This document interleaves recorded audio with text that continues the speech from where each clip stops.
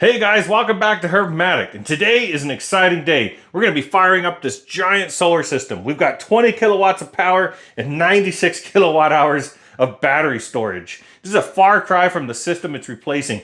We were on 3 kilowatt inverter and a shed full of golf cart batteries that are leaking acid all over the place.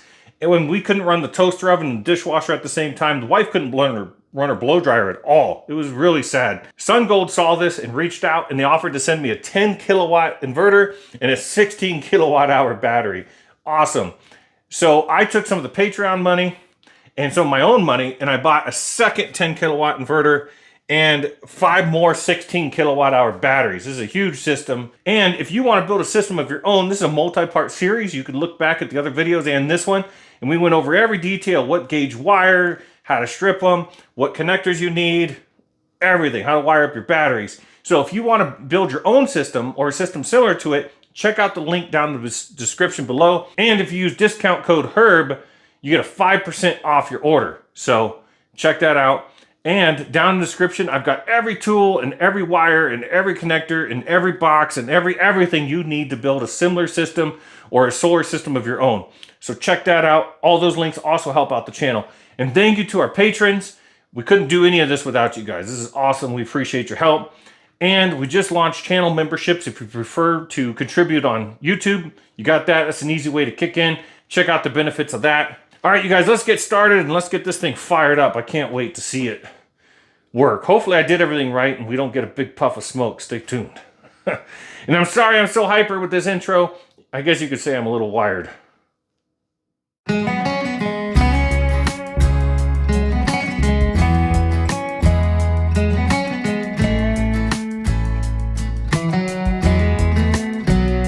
So now we're sticking number 6 wire here.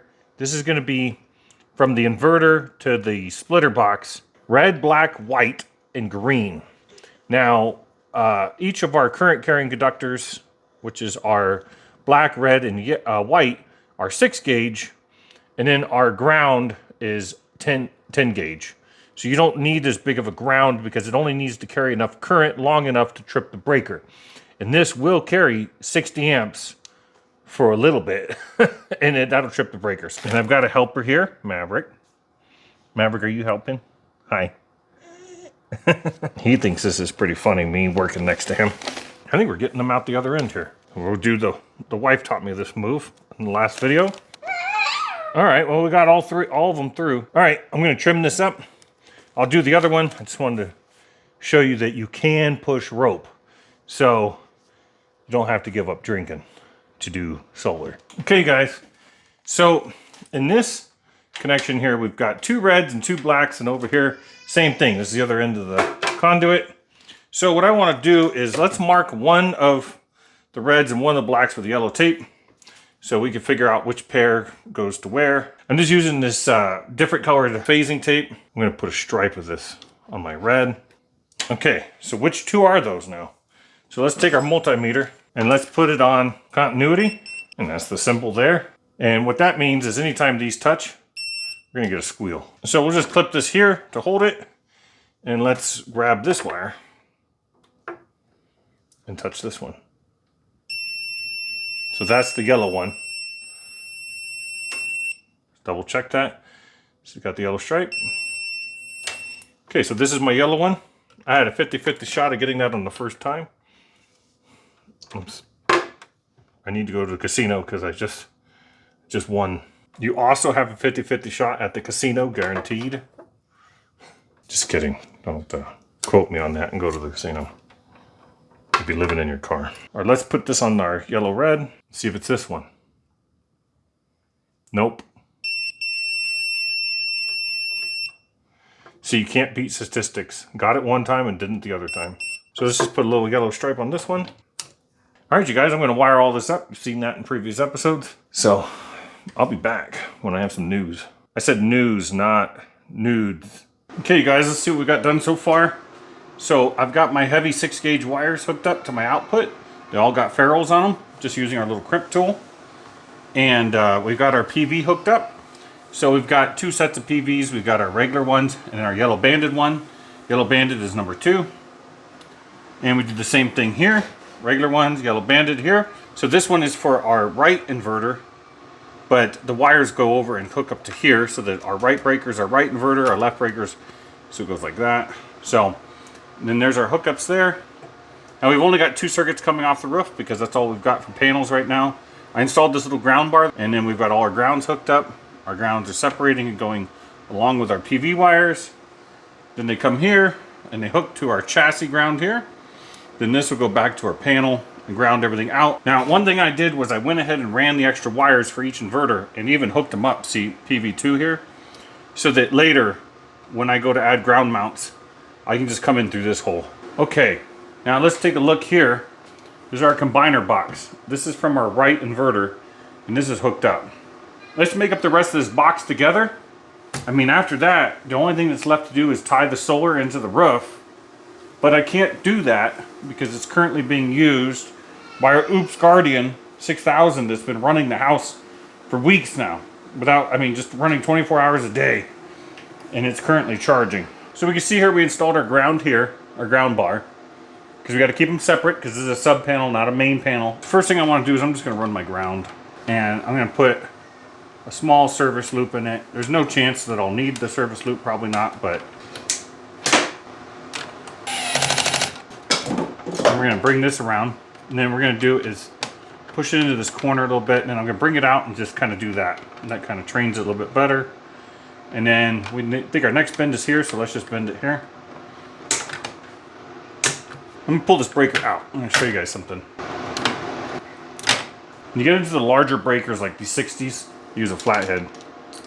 And you get a good flathead with the serrations on it, so it doesn't come slipping out of there or ruining your breaker. So loosen these up. Let's take a look at the gate as we open it. There's the gate. So we're going to go black on the left. Let's make black number 1. Okay, right there. Our uninsulated portion is not extending beyond the hole that the wire goes in. If you've ever flattened out your wire like this, and it's stupid looking now, just grab your tips and go in the same twist that it originally was. Now I turn this back and forth a little bit because sometimes the wires will shift and then they'll get loose again. See, that one's loose again. Shove it in. There you go. Let's shove this to the back corner of the box here.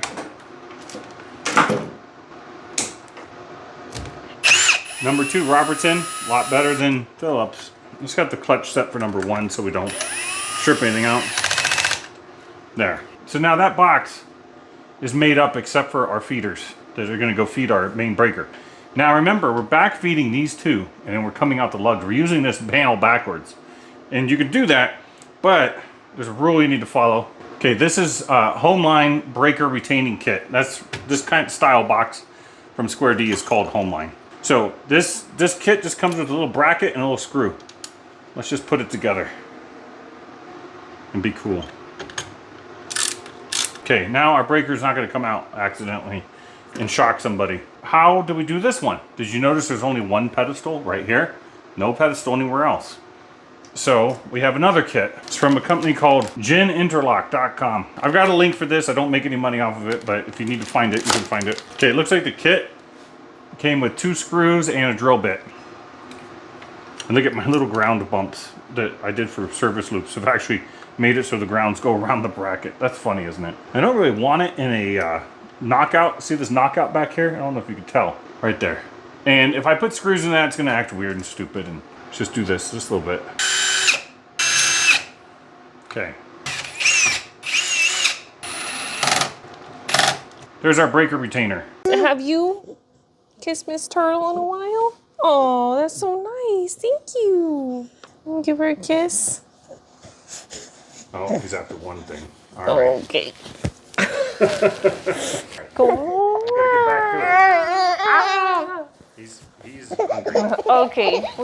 He smacked her and said, "Make me a sandwich," like it's the 1950s. You can't do that anymore, Maverick. They got the vote. Since these are going to be parallel, you need to run the parallel cable, and it came with it. So there's a couple of hookups on the bottom here. You see this communications? This is parallel connection. We're going to be using that right one, and on this one we'll be using the left one. So we'll just put these in and screw them in, just like old computer cables. The reason why these screw in is you don't want pure chaos if they come out of sync. Okay. The next thing we need to do is we need to get communication down to our battery. And the batteries each came with a cable like this, and so did the inverter. And these are just standard network cables. So our first battery is our master battery, okay? The other batteries, there's 2 ports. You'll have to just trust me. The top one says inverter and the bottom one says battery. And these are watertight connectors because these are indoor-outdoor batteries. But you can see that one end has got a watertight connector from the factory. Okay. I'm hoping that this is the master inverter. I think it is. I don't know in their diagram if the left one or the right one is. Okay, so then this one will go into our battery connection. Over here for our watertight connection, all we have to do is loosen the water tightness here a little bit so it can slide on the cable. And then we just slide this into the battery. And then once we have the collar tight, we can tighten up the rubber gland at the end, and that'll seal any water out of that cable. Then we can route this cable nice, you know, in a little bit. I also have a longer cable that I purchased in case I can't route this one nicely. We need to ground all our batteries. So we're gonna bond all these together. There's a grounding lug. Look who's coming in clutch. These have open end connectors here. So you don't have to take the screw out, you just have to loosen the screw. And then you stick this in there, like that. And our other end will go to the ground on the next battery. And then we'll ground from this side to this side on the next battery, and so on and so forth till they're all grounded. I'll put 2 wires on this screw. So there's a little grounding lug on the inverter too. It's right here. So we'll just run that wire there too. Now, if you're gonna go from battery to battery and you open up your watertight connector and you put this over the wire. Okay, so we'll take our seal out. Now this seal will be split. So we're gonna slide that on our wire, just like that. Then we're gonna take our cable and slide it through our watertight connector. And then over here, we'll push our split seal back into our connector. And we'll put our nut back on. And we'll slide that up. Now this nut's not tight until we screwed it into the battery. The battery has an extra communication port here, so we can just go from this side. This says labeled. So remember, our top one is our inverter. We can just go from the bottom one here that's labeled battery straight into this one. And because this is our master, then we just go straight from this one to this one, that one to that one, and so on and so forth till they're all connected. And then the master has one extra communication port that goes back to the inverter.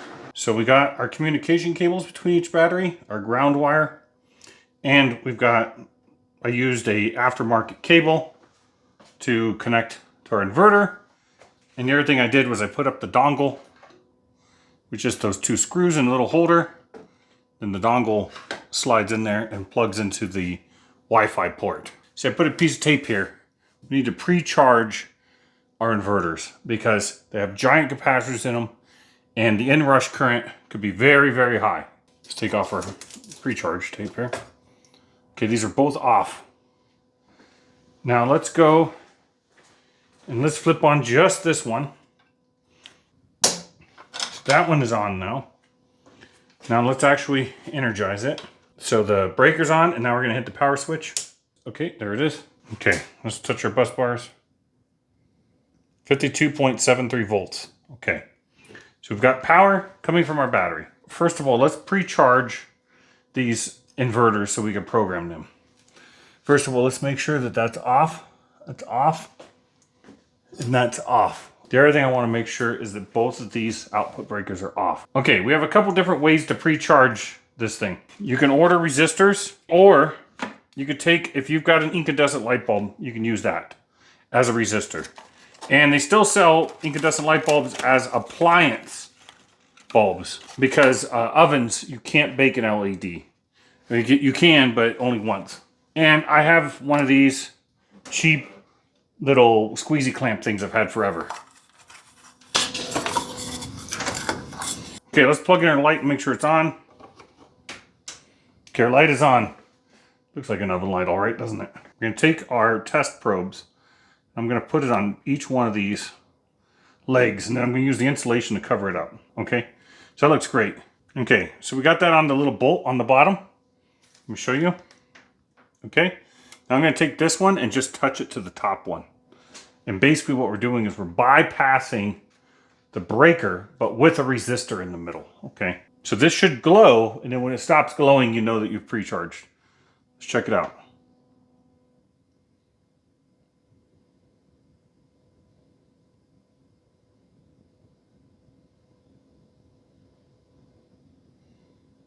Okay, and remove my lead, and then we'll just flip it on. So now we don't have a giant inrush current. Oops. And you see the light's not very bright because it's not allowing that much current through.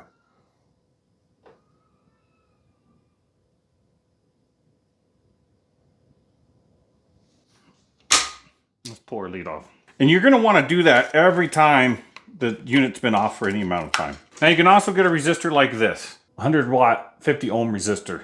Okay, I have links in the description for these. So you just have a setup like this, put a wire on either side of the breaker, and you're pre-charged. There's a little power switch right here. We're just going to flip it on.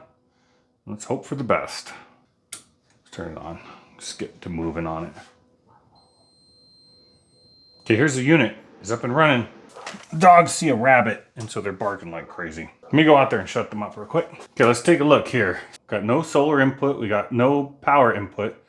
Here's our batteries, and it's making power. Let's see if it's making the correct power. And we could change some settings. Okay, we're set up for AC now. 240 volt. So it's set up for 240 volt split phase. Perfect. And let's see if we go across line 1 and neutral, 120. Perfect. Unit's working. And we want parallel connection where line 1 and line 2 are 180 degrees apart. That's how you get 240.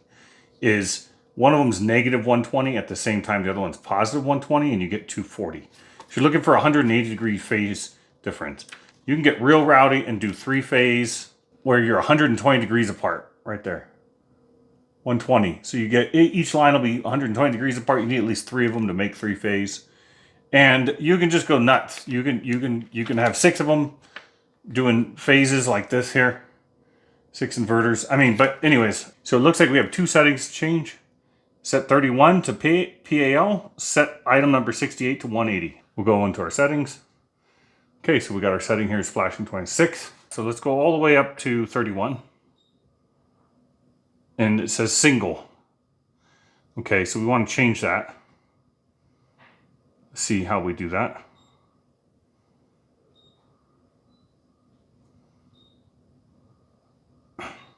Okay, our book says that you have to have the rocker switch turned off because I don't think it's allowed to produce power while you do it. Flip the switch off.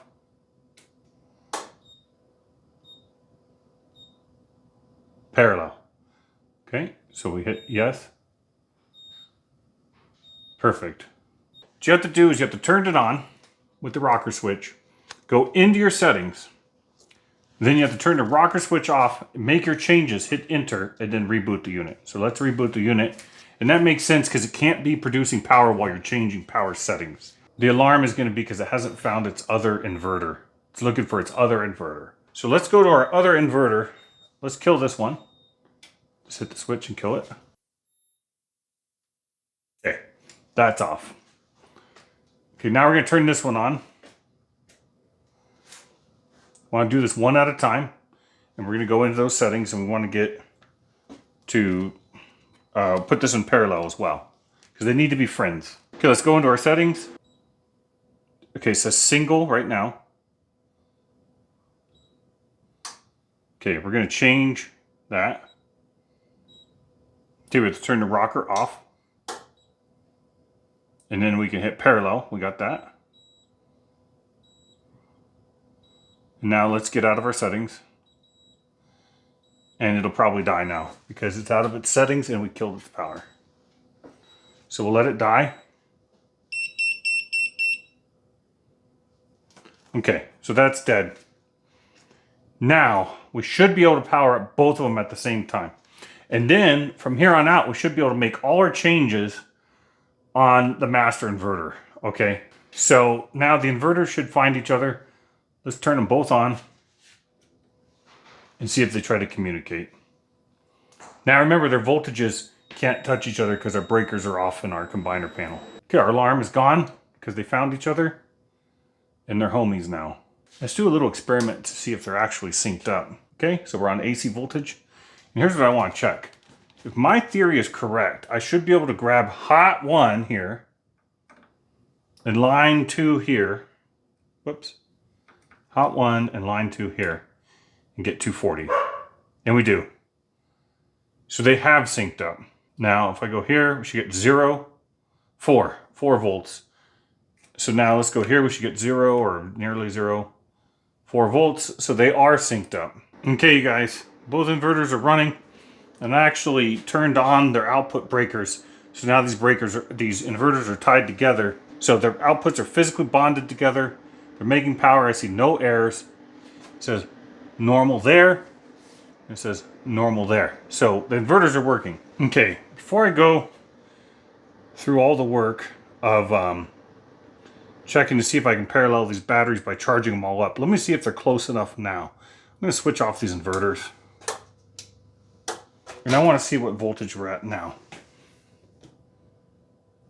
52.6 volts.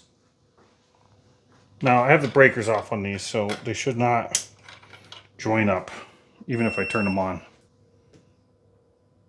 52.7, 52.7, 52.7, 52.7, 52.7. All right, I say we just parallel them right now. Here's what I'm going to do. I'm going to flip on this breaker because they're already on the bus bars. So actually, you're supposed to turn on the breaker first. So let me turn them all off. This would be nice. This will save so much time. I could just start charging the system without going through a crazy amount of... It would take hours or days. Okay. Those are all off, so I'm going to turn on the breakers now. So we're going to flip on our breaker. Flip on our breakers. Here's what we're going to do. We're going to shut this one off. We're supposed to turn on every slave battery first before you turn on the master. Okay, another interesting thing is it might actually be better to hook them up in parallel while they're in the middle part of the curve, 46% or 47, 50%. Because that part of the lithium curve is very flat, not very volatile. So let's start firing them up one by one, and hopefully nothing crazy happens. Turn on this one first. Let it boot up.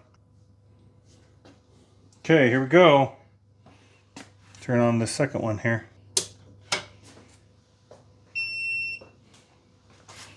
See what happens. Because they're going to be paralleled immediately.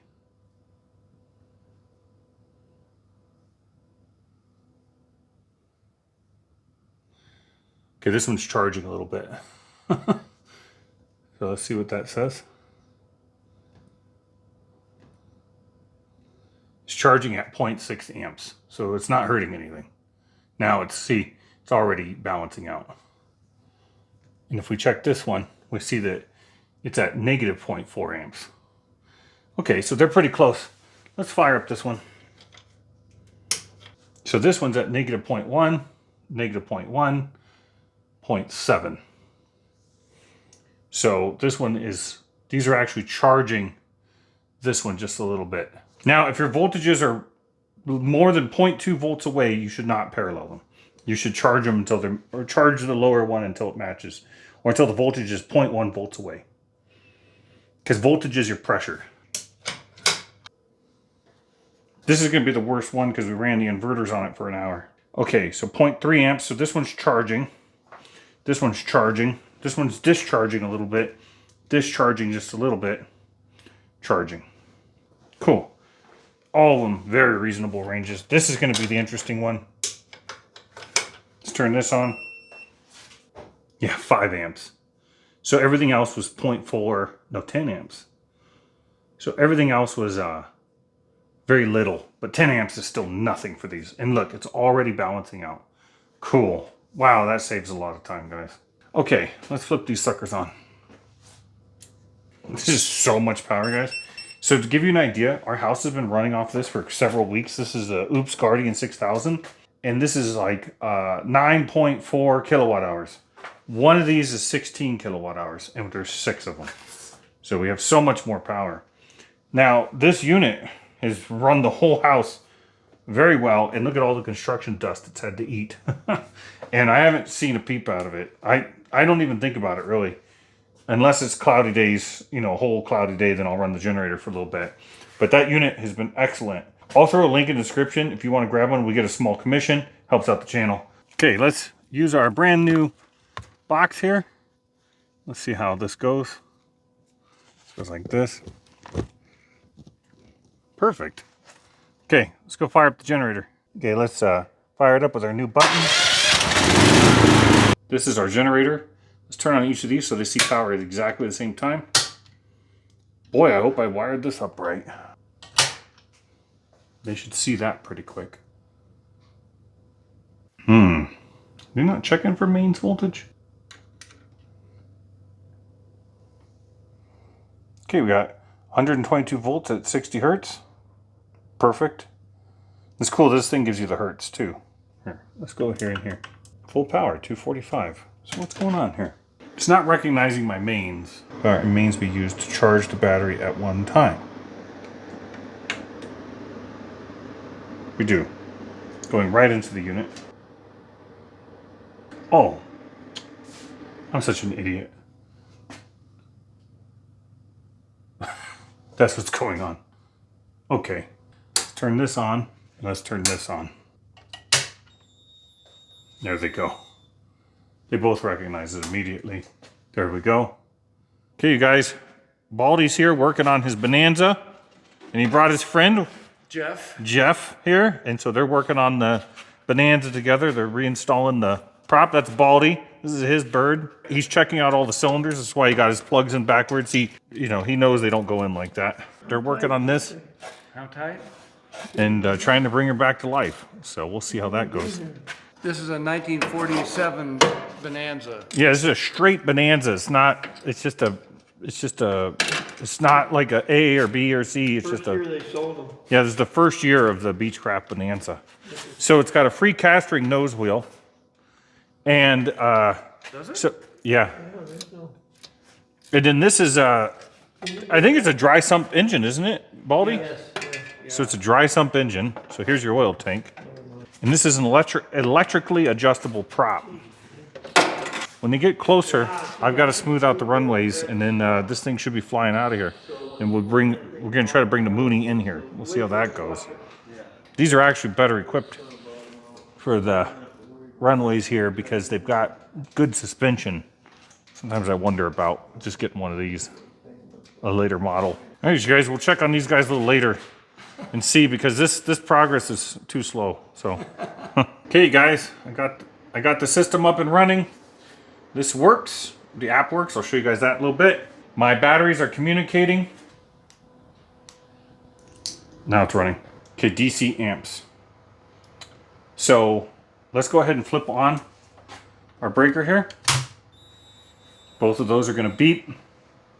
And we see that we're now bypassed. So the power output is coming straight from mains to the house and then back through the inverter to charge the batteries. And now let's see if our batteries are charging. Our battery says it's charging, and we can see it's charging with 10 amps. Yeah, so we're at 10 amps, 11 amps, 11.5 amps, 11 amps. So that one will update in a second. Now the thing is about these batteries is they've not had the time to top off together, so they're charging at slightly different rates. There you go, 11.1 amps. Okay, 35 amps coming out of that one. 35 amps coming out of that one. That's how I know it's per inverter and not each. Okay, so we've got 70 amps going into the batteries.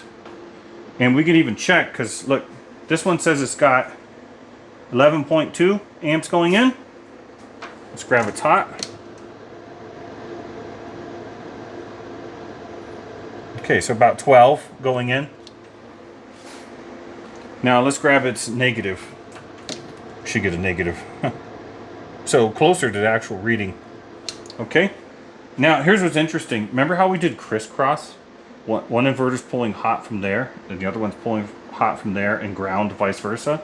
That means that our bridge shouldn't be carrying hardly any electricity. This double or 4-aught bridge, watch this. Carrying hardly anything. It's only carrying the imbalance.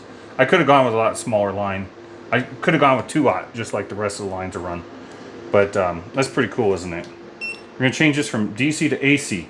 And we can use the clamp meter on AC. This meter is amazing. This would be very expensive if it was name brand. Okay, 17.39 amps. Okay. So what is that in watts? It's 4,173 watts. Remember, I wanted to leave about 3,000 watts out of our 7,500 to run the house when we're charging. Okay, fine. 35 amps coming out of each charger at 53.2 volts. 53.2 is what we're getting here, right? Okay, and we measured here, we're getting about 35 amps. That's 1862, but we got 2 inverters doing that.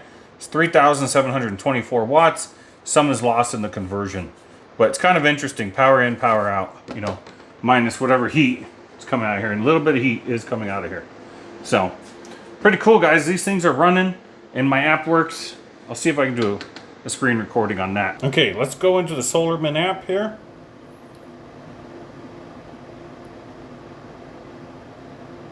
Okay, we can see what's going on with the house. We got 1.8 kilowatts coming in and 1.8 kilowatts going into the batteries, which is interesting because we actually found double that, right? So that's only showing per inverter. Okay, you guys, here's our one data logger. I went ahead and added the second one. Okay, take a look at that. Now it's working. We got 3.92 kilowatts going from the grid into the inverters and 3.7 kilowatts going into the batteries. So it's working right. Our math was exactly the same, actually. So worked out perfectly. You just have to add the second device because it only pulls from the one, but the app combines them for you. This is all wired up. I just need to run into the house here. Disconnect this and run it into the house. And then I need to go up on the roof and run the solar into the unit. So I was charging the system up a little bit because we're currently running on this. But when I go to take this down, I need to have enough power in the batteries to run the house for a little while I hook up all the solar. I got to kind of rewire the panels into more series. So let's do that next. Because the old charger was 80 amps at like 100 and less than 150 volts. So it was at 127 the way it was wired. And the new ones are a hell of a lot less amps than that, like 20 amps per MPPT. At 500 volts. Voltage is better because you can run these smaller wires. These are 10 gauge wires, whereas before, look at, he had these fat wires. Okay guys, I just wanted to tell you, we're charging with the generator because I have an inverter generator. If you're going to run AC power directly into these units, use an inverter generator or the power will be too nasty. Okay, and our power here is split to both inverters. Now you might be wondering why I have 30 amps in and 30 amps out times 2.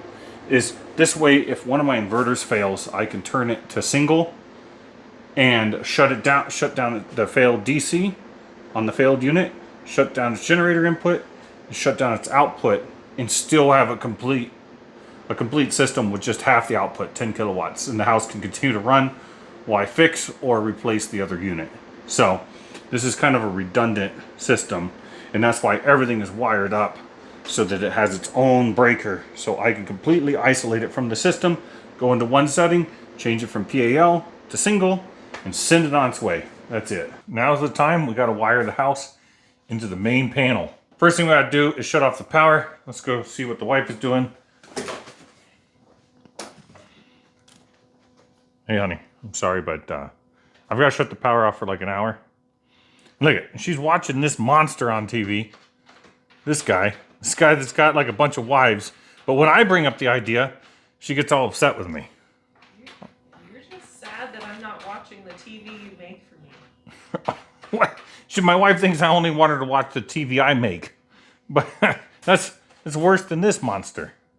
Anyways, let's go shut off her power because she's a hypocrite. She likes that monster, but I'm only allowed to have one wife. So let's pull the plug on her whole thing. Power in the house is off. Okay, I hope these are dead. I don't feel anything yet. This is our 10 gauge wire that we set up here temporarily. Ended up being a longer temporary than I thought. So there's all the power from both inverters will be fed through that 2 gauge wire.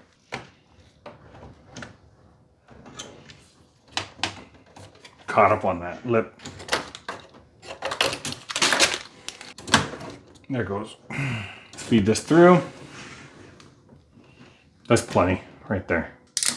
Let's go take this back over to our table and make 2 more of those.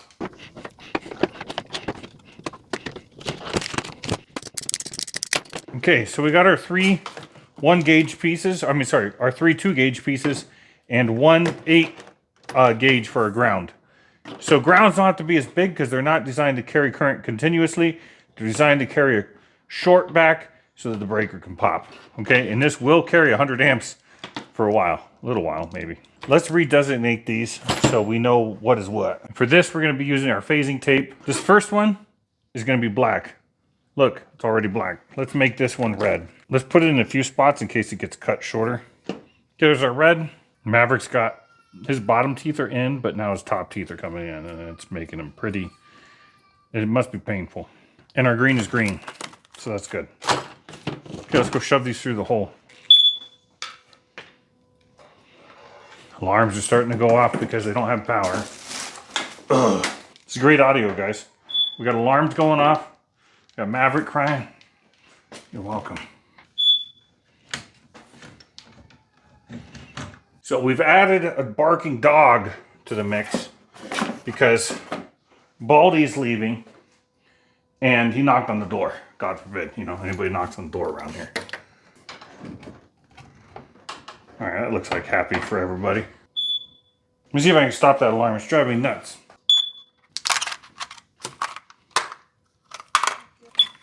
Stupid noise is gone. The dog has stopped barking and the kid isn't crying, so. Oh, kid's crying again.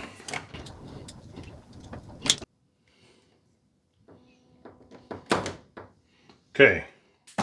This one's got a weird nipple. I don't know how does that even happen? Look at it. It's got one extra. We actually have to clip that off. Sorry, buddy. I know you're trying to impress everybody on the channel, but you're making me look small. All right. A lot of times on services, the neutral is smaller than the 2 hots because they don't think that you're ever going to have a completely unbalanced load. Because the neutral carries back the imbalance between these 2. If you have your breakers perfectly loaded on both sides, or you have nothing but 220 circuits, or sorry, 240 circuits, you'll have nothing come back on the neutral. The neutral carries the imbalance back. Here's a Craftsman USA, and it's got the nice little ridges that will help us grab that screw. Okay, that's tight. Now, there's one more thing I want to do here is, remember how these come in through there? Now, the right thing to do is to pull all these and put them through buttons. Here's the buttons right there, non-metallic buttons. And these fit in a 1/2-inch knockout, and you stick 2 Romaxes per slot. Then that makes it legal. Okay, now I didn't wire this panel originally. Bought the house like this. So what I want to do is, until I get a chance to rip apart the house and have the power off for the like 2 hours, 3 hours or something, I got this. Okay, I hope this is the right size. The other thing we got to do is we got to cut it so it's a split ring. It's not the right size, it's way too big. Now we got a nice ring for them to go through for now. I do want to put the buttons in later, and I'll put a cap in that hole. This is the old generator input. It needs to be cut out.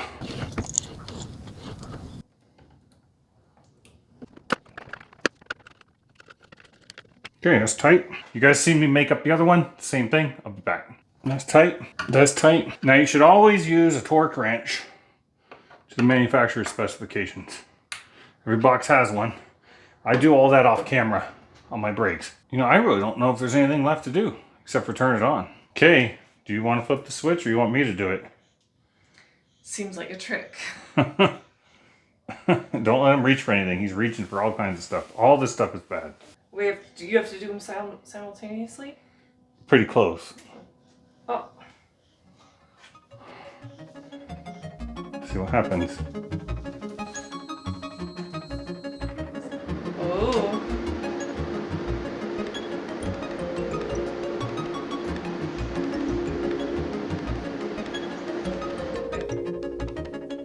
Are these supposed to work? No.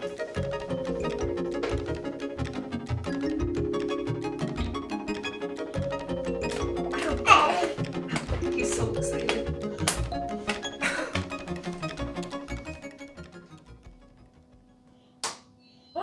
We got power on the new system. Wow. House is running off the new inverters. Woo!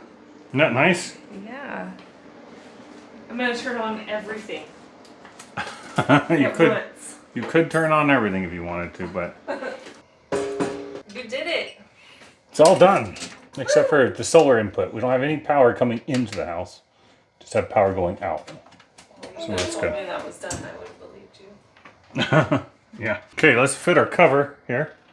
But you see our problem we're having is we don't have enough holes. 1, 2, 3, 4. We need 4 holes. What you do on these is you just grab them and twist them.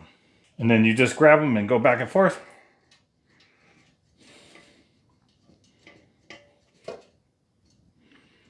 For the rest of your life. Or until they break out. Whatever one occurs first. Just give up on that one.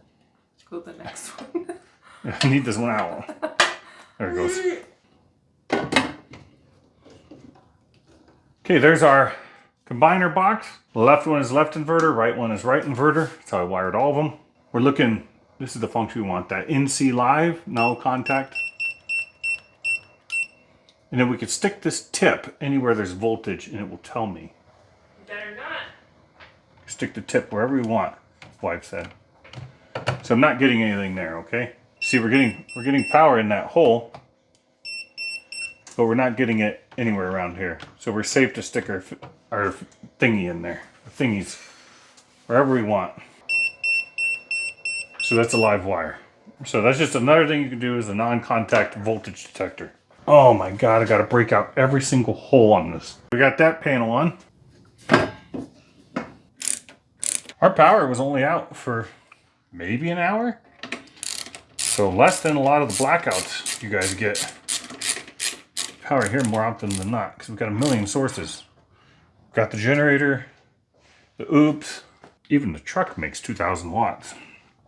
So we're several sources away from being out of power, which is good. Let me show you guys. So you guys are really coming in clutch right here. There's the hole. There's the hole. Look at that. I can hold it with just 2 fingers. See that? But it's mine, so it's okay. There's the system, guys. There it all is.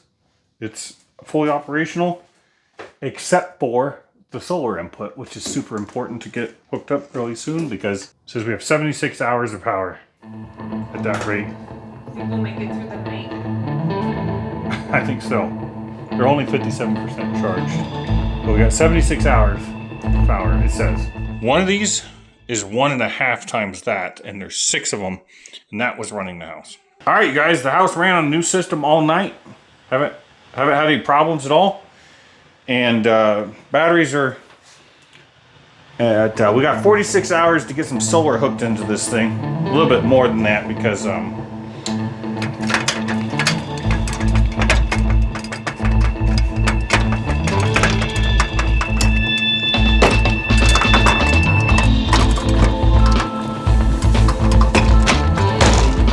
okay, it's time for you guys to get your butts up there.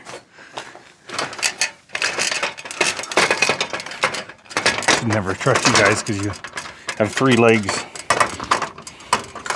Never let anybody with 3 legs around your wife. Okay, here's our line coming in from the roof. Okay. Now here's what I don't like about it is You do all that work to put liquid tight couplings, which they are, but then you've got your last coupling facing upwards towards the ring. Whatever, dude. And right now it's in parallel. See this? We got 4 strings in parallel, and we got this other one just by itself. Well, the old charge controller was designed for high amperage, low voltage. Our new charge controller is designed for the exact opposite. So let's get this, let's figure out how we're gonna get this figured out. I'm gonna shorten one of your guys' legs so you're less of a threat. This box burned up and I jumped it with this wire. Cool, huh? Let's shut all that down. Here, we'll open up all these. These are fuses.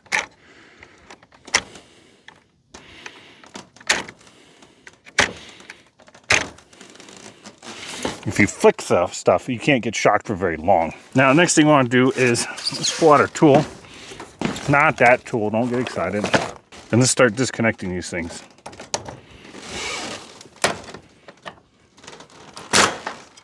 Okay. Oh, do I not have a screwdriver tip for my gun?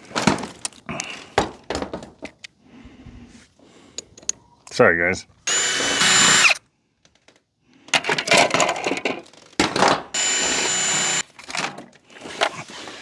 Okay, no sealant on the feet or anything. Don't worry about the jumper, okay? But here's what happened was, do you see it's got a bus bar here in between all these fuses? But then it relied on this one wire right here, this little 10 gauge wire to carry all the current through this, and it burned up. Like it burned up there. But for the grounds, they had individual grounds for each run. But for the positive, I mean, they had one little wire carrying all the current. And it blew up. This box is just a poor design. Okay, I got a new box. It's still called a combiner box, but it's just one in, one out. So I don't know why it's called a combiner box. But hey. Okay, so that's what's inside. This is your lightning protector or surge protector. We'll run a ground wire into that. Okay, we got the goop, but it's used. So there's a 90% chance we won't get any out of the tube. I wrapped it in tape, but let's see if that works. Why do I put trash in my bag? And later on, I got trash in my bag. Let me just take that out and throw it in this box. I'm going to throw away anyways. Let's just cap these holes that they left us. Now let's do where the bottom screws are going to be. Just like that. The box is mounted. Let's tape up our goop since our goop is still good. Put the trash not in our toolbox. Be better to ourselves. And what I do with these is I just go off the tip and then I fold that over, tape that down. I do it again. Off the tip, fold that down, tape that over. And then that hardly ever works. So there's a pro tip for you guys. No, it sometimes works. Let's do ourselves another favor. Let's rewrap this stuff. The insulation is cracking because of the sun. This is not sun rated. Solar wire is sun rated, but look at it's so bad here that even this is oxidized. Let's pull all this crap off the top here. Throw it right in our tool bag. Now the problem is I need a ground to come back out of this and connect to that. Let's just forge forward because this is temporary and it will work fine. And it'll probably only be up here for like a year or less. Or 2 years, the way things go. We should be converting. We should have a box right here and convert this to solar wire, but we're not going to. I've got these little grounding things that aren't quite right for this application, but let's see if we can make it work.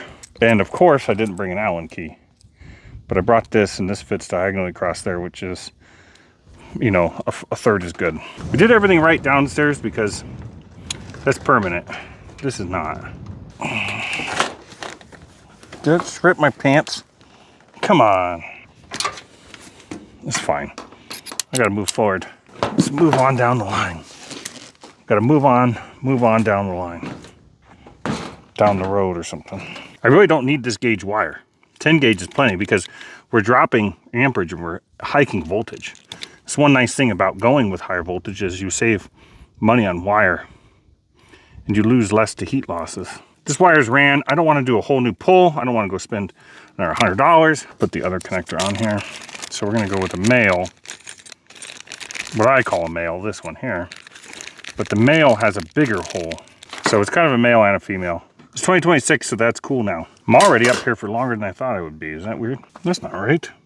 I did that wrong. Sometimes it all goes right, and other times you're awake. There we go. Now we got it right. Give it a sacrificial layer. The sun doesn't shoot up so quickly. These are not sun-rated wires. Something that should take 5 minutes. This is how it goes. It's life, man. I've got some little glands here. They don't really get small enough, so that's the good news.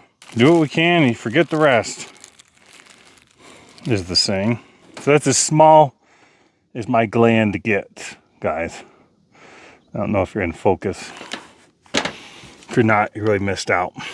Really just smaller glands like this one. Ooh, ooh. This one does close on this wire. All right, let's do something here.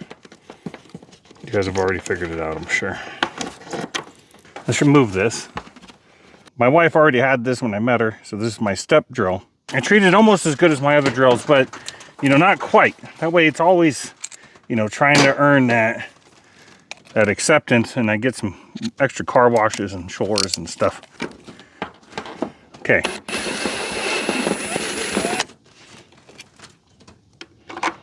Perfect. Did I go too big immediately? Oh my gosh, I went too big. Can you believe that? I was watching too. How did I do that? Well, thanks for watching me botch all this up at the very end, guys. That was good. I'm gonna put a little bit of sealant on this because I don't trust that. Which is good because now I gotta undo this bottle of goop that we just taped up. This ain't gonna leak. Let's put in pull our wire through. These are Knipex. Unless Knipex starts sponsoring me, then I'll stop calling the Harbor Freight ones Knipex. I feel like one of those horses is on its way back to the barn. Wonder if we can shove both of them in that thing raw. It's raw. I might just shove them both in here. Clamp this down. Call it a day because it's got a big hole. Crank this down. Okay, I'm happy with that. Happy enough. See if we're on DC. Voltage DC. Let's see what our string voltage is. Stick this in the negative. Okay, it's reading 120 volts. 120 volts. 121 volts. Close enough. Probably has one less bird poop on it. 120 volts. 120 volts. Okay, 120 times 4 would be 480, which is too high. Because if it ever gets cold, that voltage goes up. So we could do 3 of these nose to tail and then shove it in the top of this box. Okay, so that'll give us 360 volts. And then we'll take the other one, we'll take the extra one, pair it up with this one, shove it in there, and that'll give us 240 volts. So that'll be our 2 strings. So here's what we're gonna do. We need to be careful that we don't plug this one into this one, because that's bad. Okay, so let's not do that. So here, we'll take a string. We all know they're all pretty close. So let's shove this one into this one. Okay, now these two cannot go together. Now we'll shove this one, this red one, into this black one. Okay, now if we check this voltage right here, let's see if we have 360. 362, guys. Just shove all this under here for now. This string is wired up now. And let's see what our voltage is. 238, close enough. And we're just gonna stick this back into one of these here. We're gonna continue using this box because this one didn't burn up because it never had more than one plugged into it. Let's organize these wires and I'll be right back. Ta-da! Didn't really organize them at all. Oh, the mail store, but I need to. If you wait a little while, I'll go with you. I can get out of the house for a little bit. What do you think, Maverick? Give me an hour of uninterrupted work and I'll go with you. Hi, baby. Maybe less than that. Don't you hit your mom. Ah, Get him. ah, Get him. oh, no, don't get me. Love you, buddy.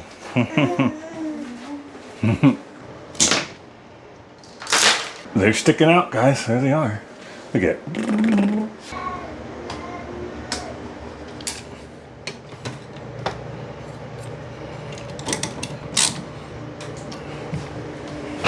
It's kind of weird how you guys are looking through a little window into my place.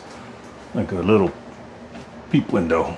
Oh, I shouldn't call it a peep window, but... You guys, we're really down to the wire. The time is running out. I've got to get this solar hooked up.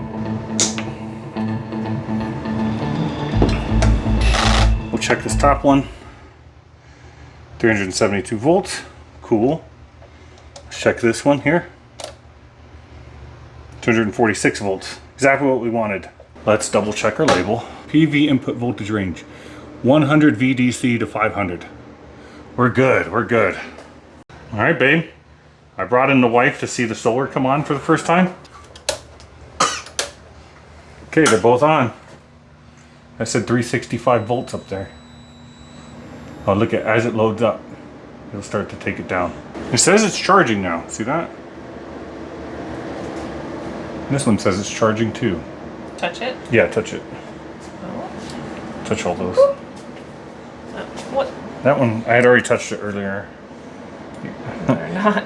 I touched it. It likes it. Okay, let's see its amperage. 10.3 amps in. So it's charging, guys. We pulled the leads out of this and we have it set up for DC amps. Let's check this out. If it's positive, the power's coming out of it. Power's coming out of it. 23 amps out. 39 amps out. Now the reason why this one's doing more is that we've got a lot more PV into this one. So cool. Now our bridge might be uneven. Remember I told you about this bridge because they're evenly hooked up? Our bridge will be uneven now because one is charging more than the other right here. See, now we actually have 7 amps going across our bridge. Whereas before we didn't, remember? So what do you think, babe? The system is done. Maverick really wants to say something. Maverick, what are you trying to say? He's just trying to eat it. Don't eat that, Maverick. 2.3 kilowatts there, 1.9 kilowatts there. Which makes me think that some of that array has poop on it, and I think it's holding us back.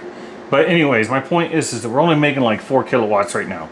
But the sun is not a perfect angle, the panels are filthy, and we're only using a part of each input. This one has 2 MPPTs and so does this, and we're using 1 on each. So I want to build a big ground mount and increase more power. You guys, I was labeling the different boxes on the wall in case the in-laws come to stay or something, so that in case there's an issue I could walk them through it and stuff like that. But also for me, like, this is generator input, that's the left inverter, right inverter. So anyways, but be careful when you let your wife, when your wife gets a hold of your label maker, because this is the first one that prints it out.